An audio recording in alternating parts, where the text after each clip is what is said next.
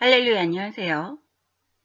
구약의 율법, 모세 오경과 신약의 사복음서와의 관계를 알아보겠습니다.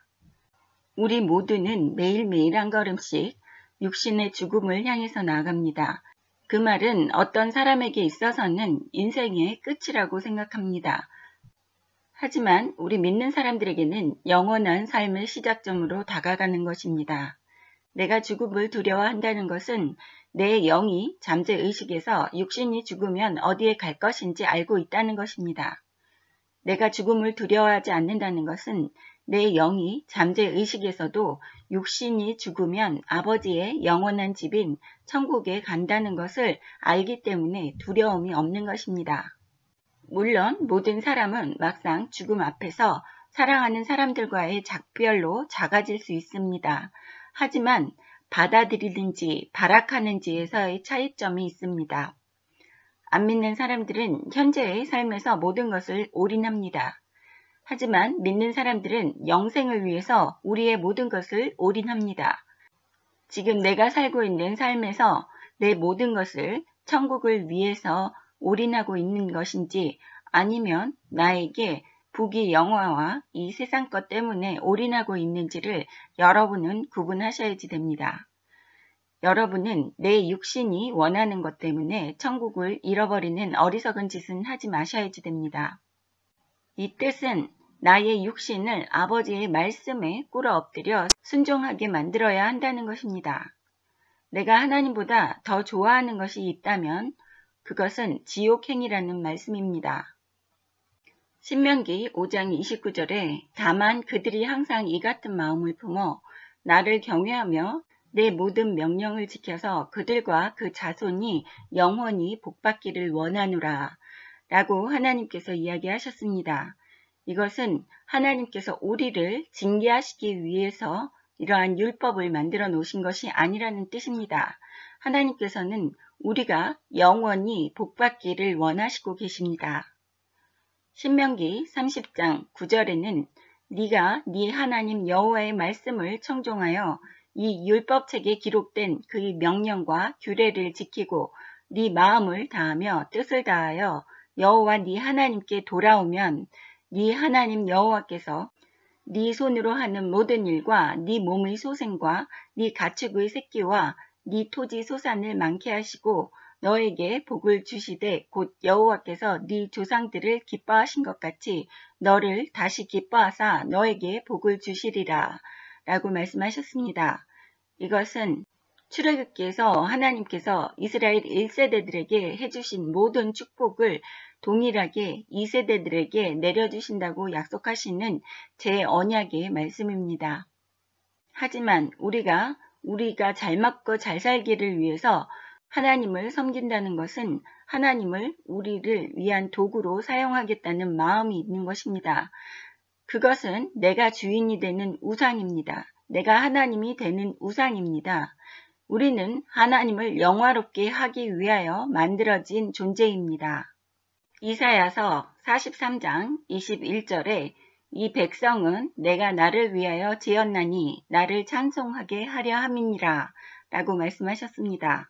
이것은 하나님께서 우리를 하나님을 찬송하기 위하여 택하셨기 때문에 우리가 하나님을 영화롭게 하고 명령에 복종하며 하나님께서 기뻐하실 때에 우리에게 하나님께서 내려주시는 상으로서 영원히 복받기를 원하시며 우리가 하는 모든 일과 우리의 몸의 소생과 가축의 새끼와 토지 소산을 많게 하시고 복을 주신다고 하시는 것입니다. 중요한 것은 9절의 마지막 부분에 너를 다시 기뻐하사 너에게 복을 주시리라. 하나님께서 우리를 기뻐하시지 않는다는 것은 영원히 복을 받을 수 없다는 뜻입니다. 우리의 삶이 하나님 앞에 기뻐하시는 삶으로 바쳐져야지 된다는 것입니다.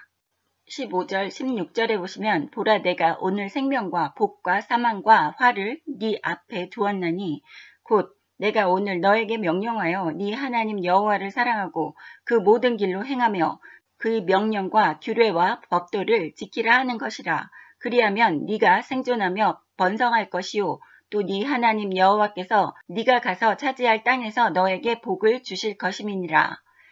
하나님께서 계속해서 복 주신다고 말씀하십니다. 하지만 현재의 목사들이 이야기하는 번영 신학과는 완전히 확연하게 다르다는 것을 아실 수 있습니다.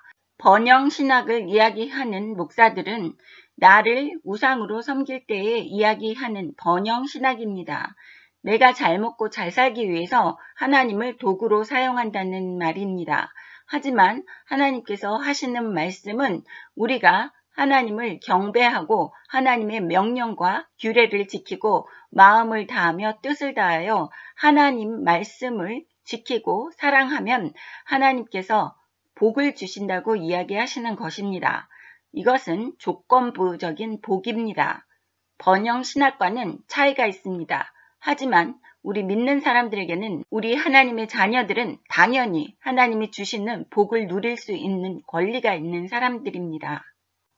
신명기 6장 4절 이스라엘아 들으라 우리 하나님 여호와는 오직 하나인 여호와시니 너는 마음을 다하고 성품을 다하고 힘을 다하여 네 하나님 여호와를 사랑하라.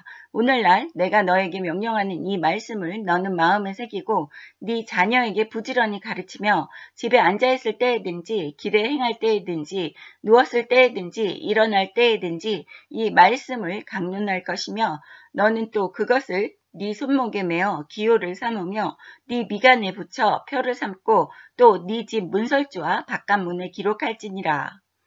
하나님께서 이야기하시는 것은 하나님의 이 율법의 말씀을 우리 대에서 끊기지 하지 말고 자녀들에게 계속 부지런히 가르쳐서 이러한 하나님께서 주시는 축복이 자녀 대대로 흘러갈 수 있게끔 하라고 말씀하시는 것입니다.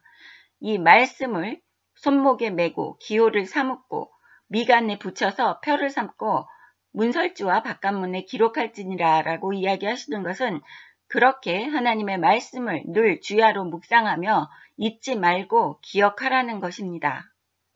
이것이 깨어있는 신부의 자세입니다. 우리는 신약 성경에서 예수님께서 신랑을 기다리는 신부의 비유를 하시는 그러한 깨어있다는 상태를 어떤 것인지 모르는 분들이 많이 있습니다. 깨어있다라는 것은 하나님의 말씀, 율법을 늘 묵상하고 주야로 자손들에게 가르치며 그 말씀에서 떠나지 않는 것을 깨어있다고 이야기하는 것입니다. 신명기 27장 26절 이 율법의 말씀을 실행하지 아니하는 자는 저주를 받을 것이라 할 것이요 모든 백성은 아멘 할지니라. 이것은 하나님의 율법, 모세오경, 창세기, 출애굽기, 레위기, 민수기, 신명기가 이렇게 하나님이 강조하시면서 실행하지 않으면 저주를 받을 것이라고 이야기하시는 것을 보실 수 있습니다. 나의 육신의 나약함으로 죄 지으면 죽기 전까지는 내가 지은 모든 죄 하나하나를 하나님께 절실한 마음가짐으로 회개를 해야지 천국이 있다는 것입니다. 대부분의 사람들은 그 죄를 다 어떻게 기억합니까? 라고 이야기하실 수 있습니다. 하지만 성령님이 함께 하시는 사람들은 회개 안 한 것이 있으면 여러분이 기도하실 때에 마음에 생각나게 하십니다.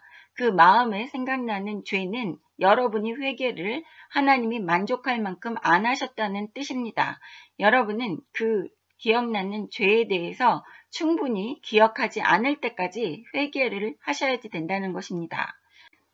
간혹 가다가 한 번만의 회개로 다시는 회개하지 않아도 된다고 말하는 사람들이 있습니다.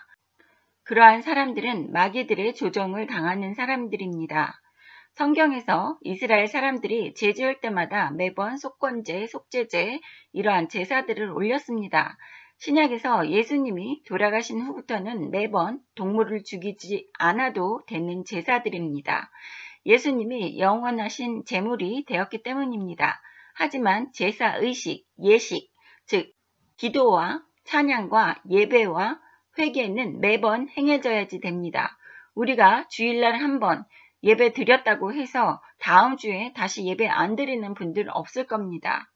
그거와 마찬가지로 우리는 매번 회개해야지 되는 것입니다.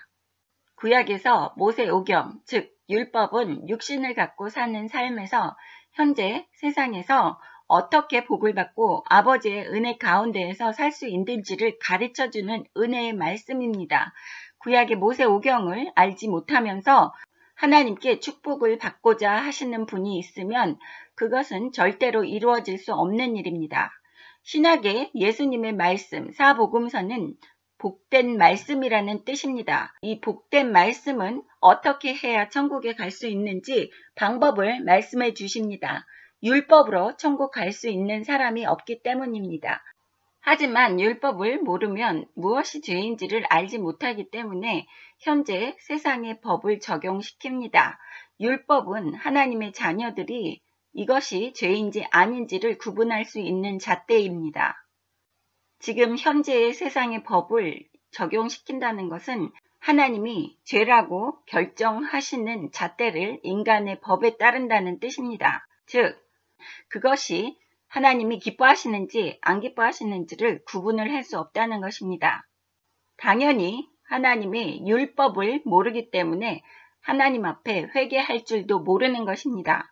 회개를 안 했다고 한다면 여러분의 육신이 죽으면 지옥으로 갈 수밖에 없다는 뜻을 갖고 있는 것입니다. 구약의 모세 오경은 혼자서 완벽해질 수 없는 말씀입니다. 그렇기 때문에 하나님께서 사랑하는 독생자 아들 예수 그리스도를 2000년 전에 태어나게 하시고 십자가에서 못 박혀 돌아가시게 하심으로써 우리를 죄에서 자유롭게 하셔서 천국으로 갈 수 있는 길을 열어주신 것입니다. 신약의 사복음서 마태, 마가, 누가, 요한복음도 혼자서는 구원을 받을 수 없는 말씀입니다. 구약의 모세오경, 율법과 신약의 사복음서가 같이 합쳐져야지만 완벽한 구원의 말씀을 이룰 수 있는 것입니다. 그렇기 때문에 예수님께서 마태복음 5장 17절에서 내가 율법이나 선지자를 폐하러 온 줄을 생각하지 말라. 폐하러 온 것이 아니요 완전하게 하려 함이라 라고 이야기하셨습니다. 이것은 예수님이 직접 이야기하신 것입니다. 그렇기 때문에 여러분이 몸담고 있는 교회에서 율법을 무시하고 율법을 등한시하는 교회에 다닌다고 한다는 것은 하나님이 기뻐하시지 않는 교회라는 것입니다. 즉, 천국에 갈 수 없는 교회를 다니고 있다는 말씀입니다. 여러분은 당장 도망하셔야지 된다는 것입니다. 그 누구도 믿지 마시기 바랍니다. 여러분은 오로지 하나님의 말씀, 모세오경과 신약 사복음서를 꼭 읽어보시고 공부하셔야지 되는 것입니다. 절대로 남들이 써놓은 참고서 같은 책은 읽지 마시기 바랍니다. 여러분은 하나님 아버지와 같이 성경을 읽으실 때에 하나님께서 주시는 깨달음을 갖고 배우셔야지 되는 것입니다. 꼭 성경을 읽을 때는 기도하고 읽으셔야지 됩니다. 모두 하나님의 말씀을 올바르게 배워서 천국 가는 여러분이 되시기를 주님의 이름으로 축원합니다. 감사합니다. 할렐루야.